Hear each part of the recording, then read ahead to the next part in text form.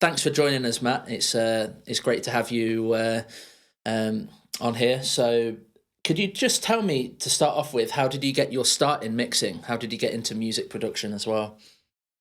When I was in high school, I was making electronica and rap beats, mostly on Sony Acid and Roland Grove Machine 303. And just as a product of making the music, I had to mix it, especially once vocalists started jumping on there and being part of it. Then the mixing was an immediate follow. And then I started finding that I was enjoying the mixing more than I was enjoying the actual creating of the music. So just snowballed from there. And did you kind of go to school for music production, or did you go in a kind of more vocational route? No, I went to college for creative writing, actually, and then I switched to math in my second year, and then I switched to music in my third year. And I studied composition, not mixing, but the entire time I was working as the sound tech on campus, so I was recording and mixing all of the concerts. Brilliant. And so, how did that transition into studio jobs from there?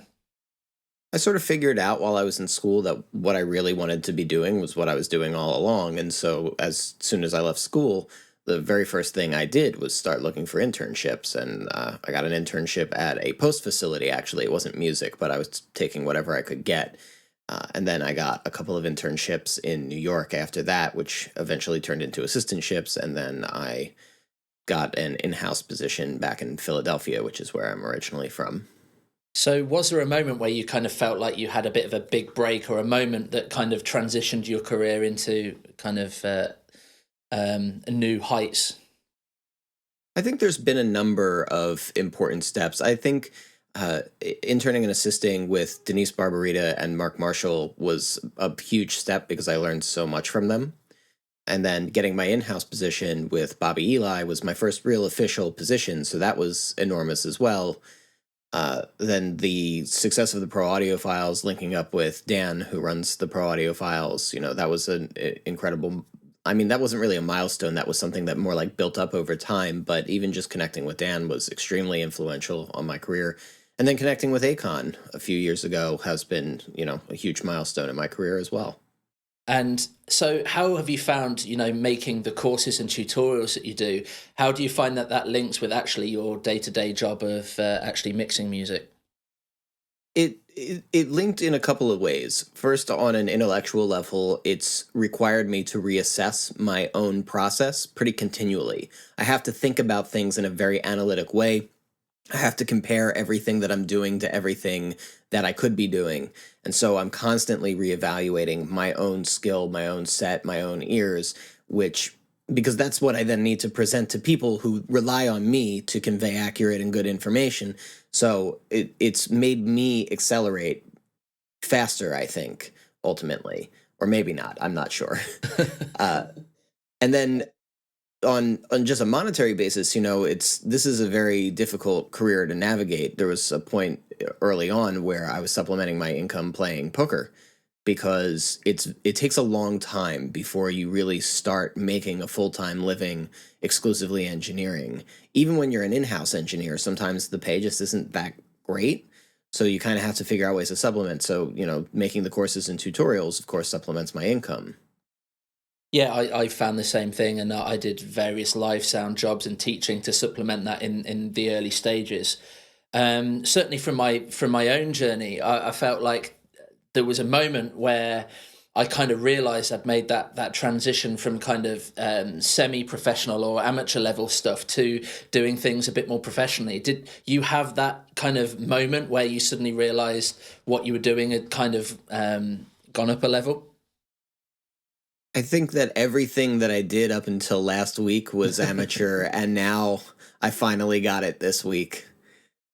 I don't think that there's any one specific moment. I mean, obviously, once you start doing it as a profession, then you are now a professional. But in terms of where my skill set lies and the results that I'm getting, I feel like I hit a milestone every other day.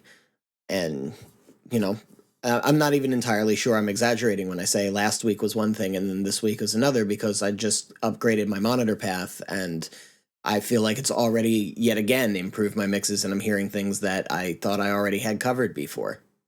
And were there any kind of major obstacles where you kind of doubted yourself along the way, or were there any periods where you felt like you were really being tested? Oh, all the time. There was a very tough one where what's the best way to say it? I had a lot of opportunities in front of me that I could have taken. And because of the people involved, I chose not to take them. And that was not an easy decision. It took a long time to come to that decision. And ultimately, I feel I made the right one. But I'm pretty well accredited at this point. I'd probably be on top of the charts if I had made the other decision. And what were the other factors then that played into that decision? Was it lifestyle? What were the reasons? It's, it's mostly just being able to sleep at night. Okay. Being a decent human being, I think, is more important than being a successful engineer. Yeah. No, agreed. And so let's talk about you today then. So what do you find are your biggest challenges mixing day to day? I would say getting in line with the artist's vision, because a lot of the times the artist will have, or the producer will have, a certain vision for the record, and it's more imagination than vision. Creative people don't usually separate those two things, and they're not supposed to in a lot of ways. But sometimes people imagine a record to be something that it isn't. And my specialty is to make the best out of what it is. Those aren't always going to line up. So, getting notes from producers or artists that say, make it sound more like The Rough, but also make it sound amazing, it's kind of hard to explain that The Rough doesn't sound amazing, and there isn't a way to make it sound like The Rough or to make it sound like your reference and make it sound amazing. But there are other ways to take things in a slightly different direction if you can be open-minded about it. And I try not to change the artist's vision. I try not to go in a different direction. But the fact is if you record with a microphone that doesn't pick up a high fidelity top end, it's just really crusty and gross up there, then if you want this like sterling, sparkling, magical top end, there's ways to do it, but it doesn't usually involve doing it the same way where you hear like, I don't know, I've been referencing the Dua Lipa Josh Goodwin mixes recently, and that top end is amazing on her vocals. You're not going to get that style of top end because it needs to be there to begin with. Okay, so how do you go about, I'm sure a lot of people would want to ask how you navigate those sort of conversations. How do you treat those things? Especially, I guess now most of your work, especially right at this moment in time, is going to be unattended. Well, sometimes I just give in and I do what makes the client happy, even though I know that the end listener is not going to enjoy it. And that's a tough thing to say, and it's a tough pill to swallow. But I can't be responsible for the artist or producer not taking my word for it when they ask for, effectively I'm a consultant. And if they say, can you do this? And I can say it's not going to work. And they say, well, make it work. I'll say, okay, but I already told you it's not going to work, And I guess at the end of the day, it's still their song. It's still something that they have to put themselves behind, and you're trying to make that a reality. It's not your thing to take over. Absolutely. The person who's paying me is the bottom line. If they want me to make it backwards, forwards, left, right, up, down, A, B, start, then I'm going to do that because they are paying me. And I'm going to do it as if it's the greatest idea on the planet. I'll embrace it like, I even told one of my clients recently, he sent me a song and I said, listen, man, I don't think that this song is going to work. So why even have me mix it? Save your money. And he said, I want to do it anyway. And I said, well, okay, I'm going to mix it as if it's the greatest song on earth. I'm going to find that headspace and I'm going to mix it like it's the best thing. And he was thrilled with the mix. And actually, it was one of my best mixes. But it's still not a song that I personally love. So hopefully I'm wrong. Hopefully the public loves it. Certainly in my early days when I was working with a lot of artists that maybe I didn't like maybe the music so much, or thought that a lot of more work needed to be done, I used to like set myself little games or little challenges to help keep it interesting. Do you do anything to keep yourself stimulated during those times? I really love the process no matter what.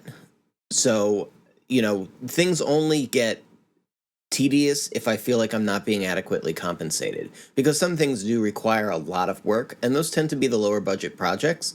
So that's when I kind of get into this mentality of like, oh, I don't want to be here. But then I kind of have to remind myself, like, wait a minute, my job is awesome. Yeah. Let's not get bogged down by the tedium of having to correct every single one of these harmonies because not one of them is in key.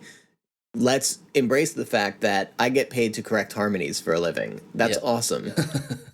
But in terms of the actual process, I don't really need a game. I don't really need any kind of, I just need to make sure that I've eaten a decent meal and that I've gotten an okay amount of sleep, and I'm usually pretty excited to be working.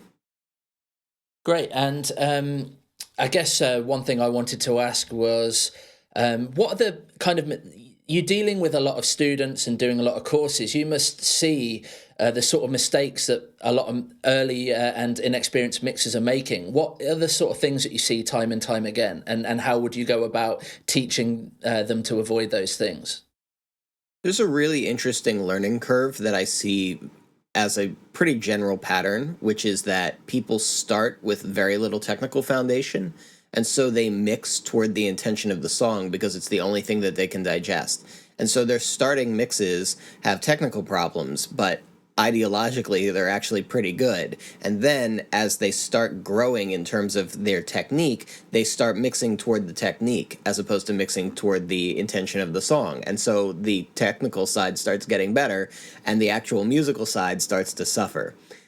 And then as time goes on, that musical side starts to catch up again as technique becomes more second nature and it becomes things that the people don't think about as much. And this was actually my own path as well. So it's like literally looking at myself back in time. There's very specific technical problems that I think people struggle with. One of which is low end. That's because it's very hard to get that right without really good monitoring. And then depth, as getting a sense of space and three-dimensionality is probably the trickiest next to low end. Those two I go over with the coachings that I do probably about 50% of the time.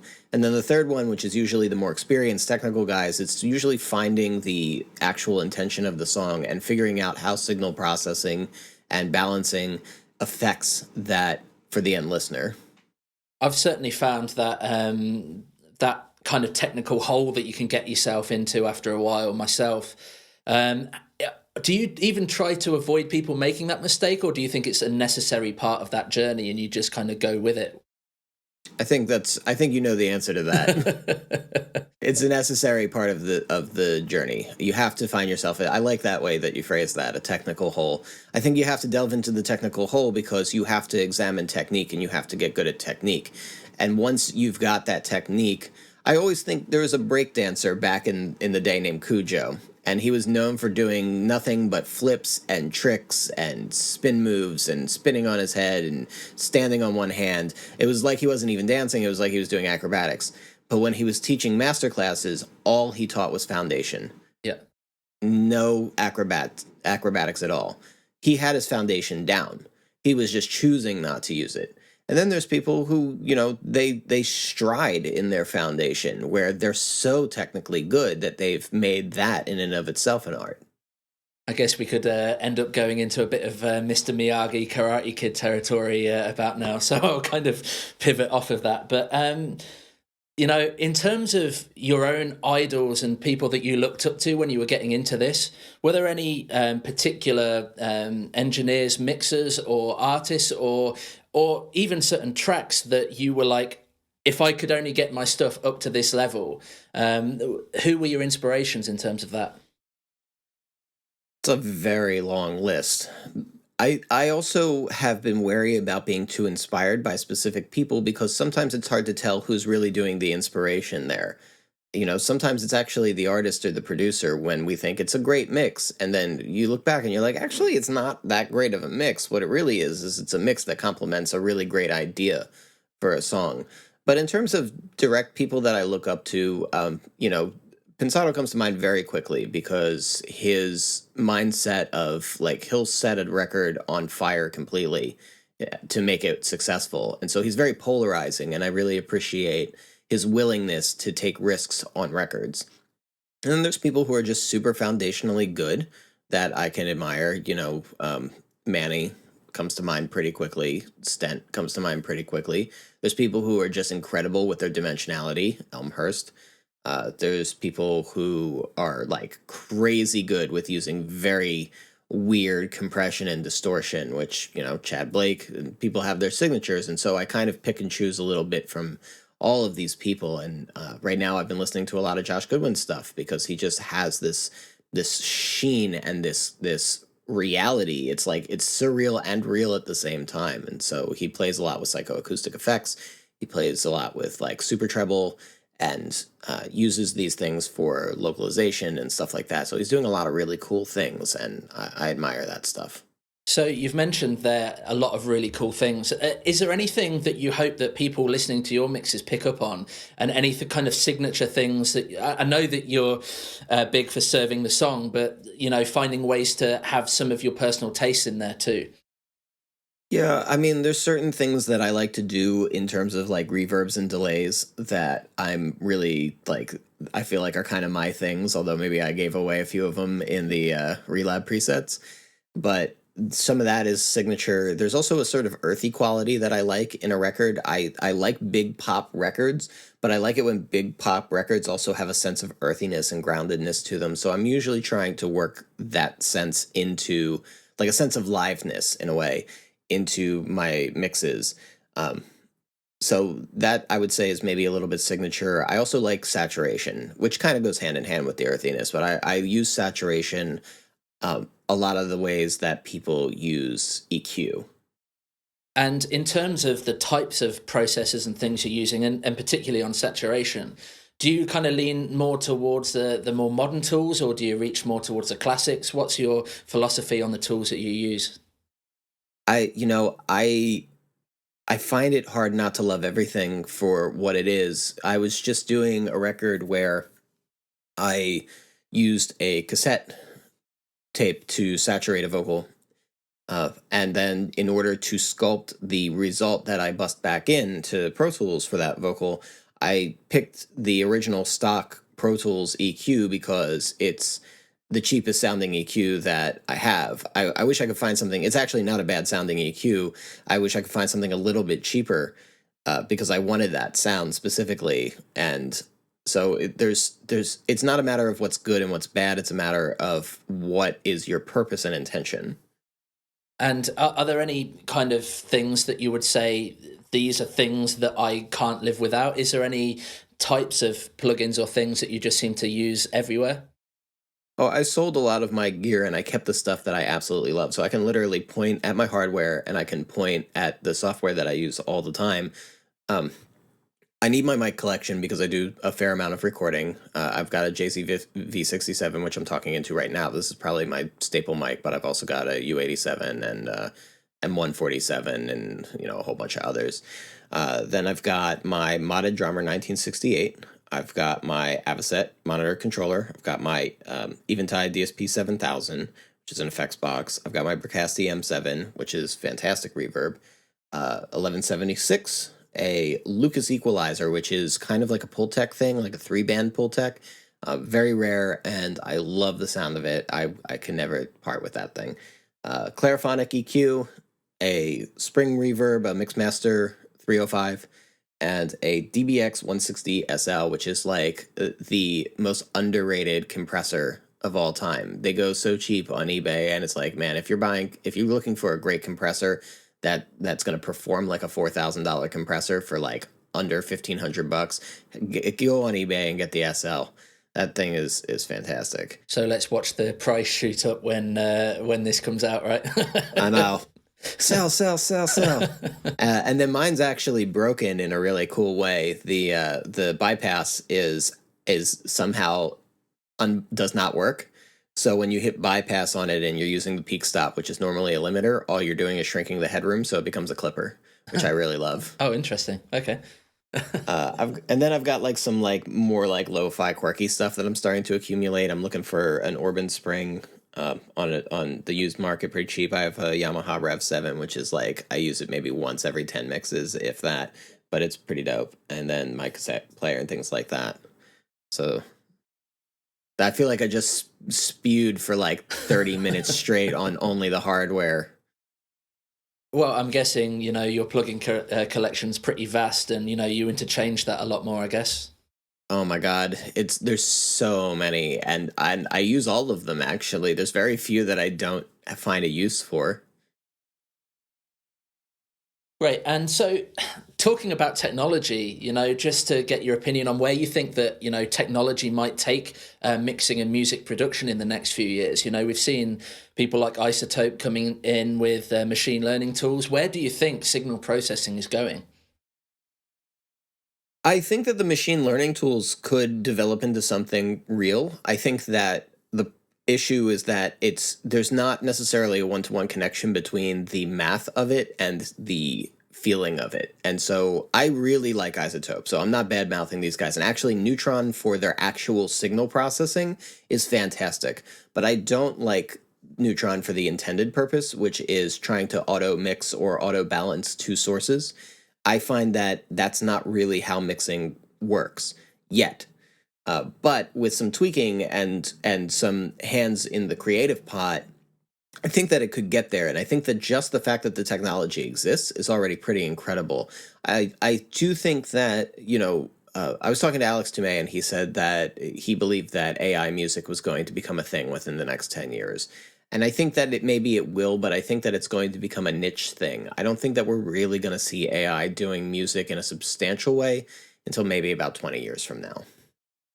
Yeah, great. And I guess the thing with the machine learning side is that maybe some of that is good for, subtractive resonances and things that are a little bit more obvious, but certainly in the kind of creative balancing of things, that's so context dependent, right?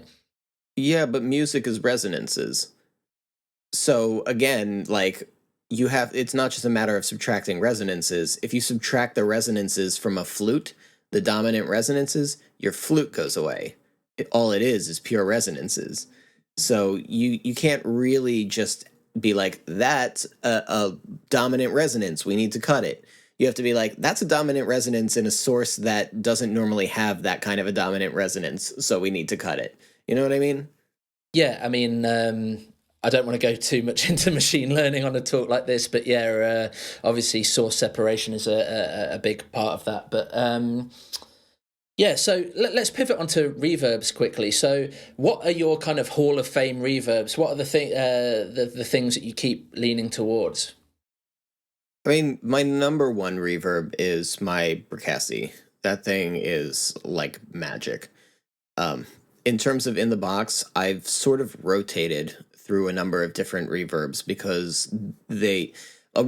people sort of confuse reverb. They sort of think that the reverb it's going to give you a different thing when it's changed between its different settings, between like plates or halls, or like those are the different things. But actually what's different is the reverb algorithms itself, that the core algorithm is always going to have that quality that sounds like the core algorithm. The Relab LX480 is always going to sound like the Relab LX480. The personality of it might change, the tone, texture, and everything might change, but there's going to be a quality about it that's essentially the same. And it's no different than like using a spring reverb, where it's like that spring reverb, whether you damp early or you damp late or how you change the output EQs, is still going to sound like that spring reverb. So every single reverb has its own core personality. And it really changes based on what personality you're looking for. So sometimes I want the Relab because it's going to give me that sort of like really open but still very colored sound, whereas sometimes I want something that's like the Valhalla, where it's like it's very colored and it's not open at all. That thing sounds like a wave of like, and like a dirty wave at that, like the Jersey Shore washing sand and hypodermic needles onto you. You know what I mean? So it's like it depends on the personality, and I wouldn't use something like Valhalla Shimmer where I would use the LX480. Those are almost opposite reverbs. So every one of them that's been substantial, even Deverb, the Pro Tools stock Deverb, there's this like really slow, long modulation that's in it where you can hear distinct pitch fluctuations. And usually that's not a good thing. But Sometimes that's exactly what you want. So it just depends. And in terms of your approach to spatial effects, reverb, delay, and modulation effects, how do you find yourself usually working with those? Do you have a template with maybe lots of different options as colors, or do you start from scratch every time? How do you usually approach that? I usually start from scratch because I find that I need to conceptualize the environment of the song very early on, and I want the song to be, to me, it's like 40% of my mix is the environment that it's going to live in. And so if I'm starting from a template, I think I'm putting just a little too much credence on how on like it always working, when in reality it's just going to lead me down a road when there could be much better choices. So I start thinking about the reverb very very early on in the record, and I make very deliberate decisions about the environment as I'm even doing the effects on the dry signals. And so, in terms of your approach to creating that sense of like width and depth in a mix, how do you go about that process? Because obviously, to anyone that's maybe listening to this a little bit less experienced would know that that's not just down to your reverb and your special effects usage. How do you go about creating that sense of space and depth? So here's a few tips that you can pretty easily incorporate. The first is that if you can get a sense of dimensionality without reverb, then you're going to be able to get really really great three dimensionality once you start incorporating the reverbs. The other thing is that the reverbs are elements in the records, no different than strings or vocals or anything else. They are in fact new generations of sound. They just happen to be based off of stuff that's already there. And so if you want to have a sense of depth, you need to make sure that those reverbs are either very clear or very glued to the source that they are feeding from, depending on what you're going for. And so that will help create a convincing sense of space. Either you want the reverb to stand out as its own element and you want to unmask other elements from it, including sometimes the source itself. And so you can get depth that way. That's when you want a prominent reverb. Or you do the opposite. You glue the reverb into the source so that it feels like it's a natural, compelling part of the sound, that you almost don't necessarily notice the reverb unless you're specifically listening for it. And what about your use of delays versus reverbs, and when you would maybe start reaching for one versus the other? Well, the main component to me is the rhythmic element. So with reverb, the rhythm element is about sustain. So we're looking for how the reverb connects into the measure based on how long the note is being held. Whereas with delay, it's about attack. Where are the repeats hitting and what kind of rhythm are they creating and what sense do we get from that? So if I want something that's going to pick up the rhythm and give me a little bit more danceability, then delays is going to be probably a better bet. The other thing is that they just have a different effect at the end of the day. Like, yes, delays will create an environment and can help to create an environment, but they do not help to create a complete environment. They help to reinforce an environment. They help to maybe define where boundaries might be to the ear. But with reverb, you're actually creating a complete environment for something. And so for tonal and realism and three dimensionality, reverb is usually a better choice, whereas for excitement and for rhythm and for texture, delays are usually a better choice. So certainly, people's taste during kind of certain eras has changed a lot. Do you think we're in a place where we certainly went through a period a few years ago where things were much drier? Do you think we're going to end up coming back into having effects as a very prominent part of and more audible part of the music productions? I think we already are, to be honest. If you listen to the most recent stuff that's out, and this wave has been creeping up. This is one of those things where getting on board with an artist's vision and what they're thinking sometimes has a bit of contention, because an artist will be referencing something from 3 years ago where things were drier, and I've heard a lot of records come out now that have that dryness, but they're already behind the curve. Whereas for me, who's in the thick of it, where I'm hearing all of the trends as they're kind of unfurling, like to the moment, we're actually coming into a reverb phase, and it started when everybody thought we were in the dry phase. It started bubbling up. And now we're already seeing we're in the reverb phase already. And do you have any kind of examples of that recently that people can listen to hear the sorts of spaces, environments that people are creating today? You can go on Record of the Year for the Grammys, and you can listen to all of them, and you're going to hear very spatial environments. Black Parade by Beyonce comes to mind immediately. All the Dua Lipa stuff comes to mind immediately. And the Dua Lipa stuff incorporates a lot of contrast, too. So things that go from dry to wet, back to dry, etc.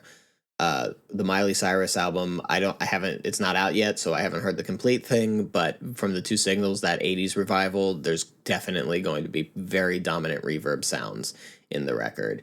And then we also hear just a lot of artists who have stylistically stuck with having heavy reverb, Post Malone, Swae Lee, The Weeknd.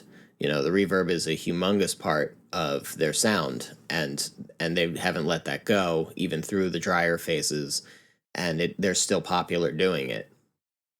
And great, thanks for taking the time to do this interview. And I've just got kind of one final question that I want to ask, which is, what advice would you give to your past self who is just starting out?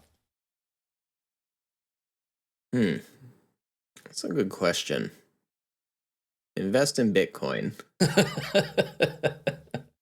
No, I think that for all the mistakes that I've made in my career, I think that it's hard to say that I've done anything wrong, because I feel like getting to where I am and continuing to grow is the ultimate end goal. So even for the things that felt like a mistake, they were small mistakes. One of the stories I tell frequently is that my first significant paid gig as an assistant, as opposed to an intern, was 3 17-hour back-to-back days, and I made $300, and then I got pickpocketed on the Chinatown bus when I fell asleep on the way back to Philadelphia from New York. No way. And so I might go back and tell myself, like, hey, maybe don't doze off right there. But then I look at where I'm at today, and I go, how mad can I be? Yeah.